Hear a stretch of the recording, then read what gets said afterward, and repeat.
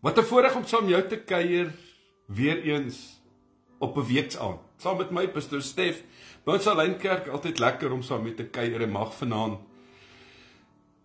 Sommer maar net vir jou een inspirerende oomblik wees. Vir my altyd lekker om saam met te kuier en sien so uit na vanaand se sessie en vanaand gaan ek met jou gesels oor nuwe wyn vir nuwe sakke. En mag jy in 'n besonder vanaand hoor wat die Here vir jou ook wil sê. Hier uit 'n lekker nat Pretoria kuier ek saam met jou en glo dat waar jy saam kuier, jy ook 'n besonderse dag agter die rug gekry het of gehad het en dat jy bietjie ontspan en vir jou ietsie ingegooi, lekker boeretroos, ou teetjie, ou koppie koffie, dalk sit jy nou met 'n ou glasie wyn en jy luister so. Dalk sit jy by ou vuurtjie, dalk sit jy vanaand sommer maar net daar in die sitkamer of dalk lê jy al in die bed. Nou ja, vir my baie lekker om saam met jou te kuier vanaand. En mag jy vanaand se sessie saam met my baie geniet. Ek's opgewonde om vanaand sommer met jou die woord te deel en vir my altyd inspirerend om die terugvoer te kry van wat die Here doen in jou lewe en wat die Here mee besig is. Ek het vandag weer sulke besonderse mooi boodskappe gekry van wonderwerke wat gebeur het. En vir my stig dit. En ons gaan een aand gaan ek 'n bietjie net deel al die getuienisse wat God gedoen het in hierdie laaste seisoen in mans en in vrouens, in besighede, in huwelike, in genesende werk wat God gedoen het in liggame en in familiekringe.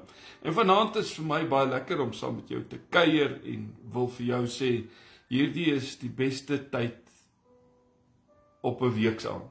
Tussen 8 en 9 om saam met my te kuier en dan in die teenwoordigheid van die Here. Voel vry vanaand om sommer maar net so 'n bietjie in te skakel en dalk 'n boodskap te los om te sê, bid saam met my oor iets. Ek kyk deur hierdie boodskappe en natuurlik reageer ek nie altyd om vir jou, dis duisende boodskappe wat ek net nie kan eenvoudig by alles uitkom nie, maar terwyl ek deur dit gaan, bid ek daaroor en weet dat ons as groepe saam bid en die Here vertrou vir jou wonderwerk, vir jou deurbraak wonderwerk oomblik. Donderdag aande, oudergewoons, oor 2 aande, bid ons lekker saam en gaan ons lekker ook die aangesig van die Here soek vir jou wonderwerk. En dis ons gebedsaande donderdag aande. Onthou sonnaandoggende 10:00 en sonnaande 8:00 is ook ons aanlyn dienste en natuurlik deur die week elke aand behalwe op Vrydag aande.